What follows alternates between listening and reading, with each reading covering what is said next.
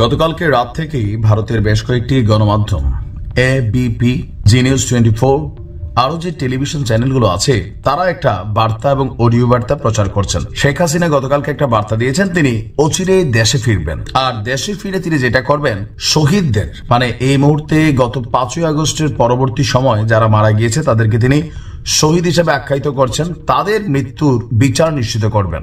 Even doctor Mohammad ইউনূসকেও মানবাধিকার লঙ্ঘনের অভিযোগে তিনি বিচার করতে চান। তার দাবি যে 5ই আগস্ট সরকার পতনটা কোন বৈষম্য বিরোধী আন্দোলন ছিল না, কোন গণ অভ্যুত্থান ছিল না, মাস্টারমাইন্ড মাহফুজের নেতৃত্বে মেটিকুলাসলি ডিজাইন করেছিলেন ডক্টর মোহাম্মদ ইউনূস।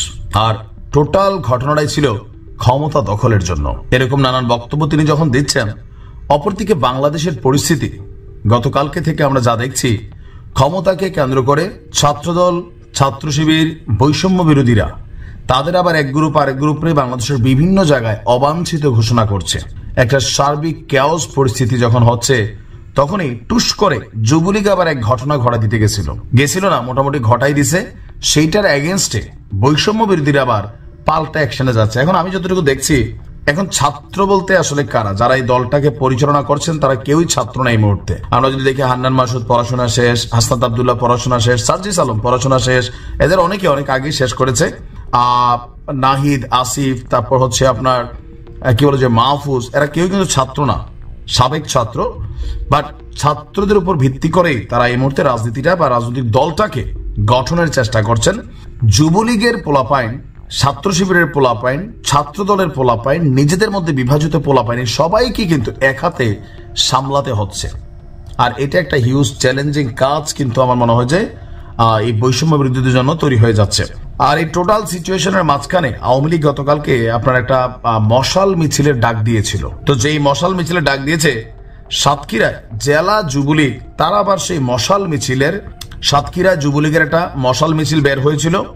আর এই যুবলীগের মশাল মিছিলের প্রতিবাদে তাৎক্ষণিকভাবে বৈষম্য বিরোধী ছাত্র আন্দোলন, উপজেলা ছাত্রদল এবং ছাত্র শিবিরের যৌথ উদ্যোগে তারা আরেকটা মিছিল করেছে। মানে আমি এই জিনিসটা পজিটিভ ছাত্রদের জন্য বা রাজনৈতিক দলগুলোর জন্য, যেখানে আওয়ামী লীগ, যুবলীগ, ছাত্রলীগ, সেইখানে আবার তারা সারা বাংলাদেশে আলাদা হলেও এক হয়ে যায়। এটার মেইন কারণ হচ্ছে কি, তাদের সবার একটা কমন সূত্র হচ্ছে আওয়ামী লীগ। ইভেন আওয়ামী লীগ অনেক ভয়ঙ্কর ভাবে রিটার্ন করবে, অনেক কিছু ঘটাবে, এই সেন্সটা প্রত্যেকেরই কাজ করছে, সমন্বয় থেকে শুরু করে সবার।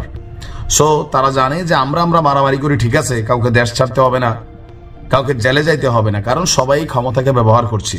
কিন্তু যদি আওয়ামী লীগ ঢুকে যায়, যুবলীগ দাঁড়ায় যায়, ছাত্রলীগ দাঁড়ায় যায়, তাহলে কি হবে? সবাইকে এরা এসে অত্যাচার করবে, জেলে দিবে, ফাঁসিও দিবে কাউরে, তারপর হচ্ছে যে মামলা হবে, বাড়িঘর আগুন দিয়ে পোড়াই দিবে, কারণ এগুলো তো ঘটছে মাঝখানে।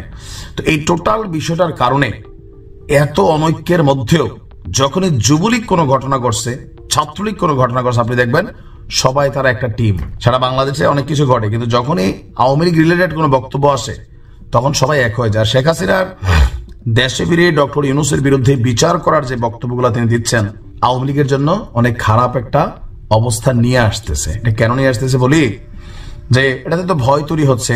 তিনি বলছেন যে ডেভিল হান্টের ডেভিল কারা, আওয়ামী লীগকে বাইচা সরকার টার্গেট কইরা সবাইকে অ্যারেস্ট করছে।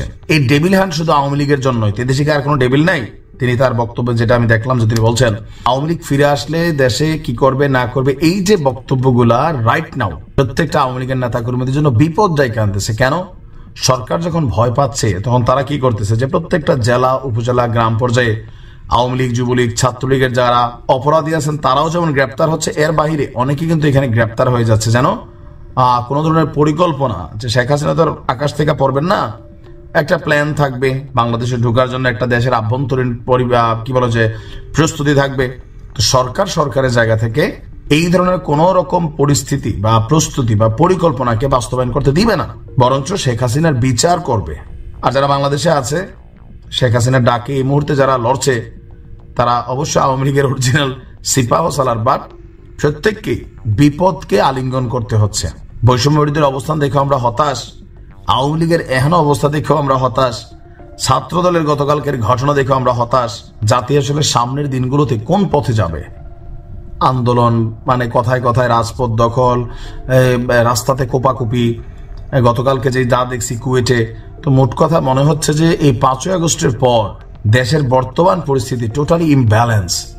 কারণ ক্ষমতার দিকে ধাবিত একাধিক শক্তি একে অন্যকে কোপাচ্ছে, মারছে, কিন্তু কেউই ওইভাবে আটক হচ্ছে না। আপনি দেখছেন এই ঘটনাগুলায়। এখন আওয়ামী লীগ খারাপ, তাদেরকে গ্রেপ্তার করেন, কিন্তু এই ঘটনাগুলো যারা ঘটাচ্ছে তাদের বিরুদ্ধে তো ব্যবস্থা নেওয়া দরকার। ডেভিল হান্টের মধ্যে তাদেরও তালিকা থাকা দরকার।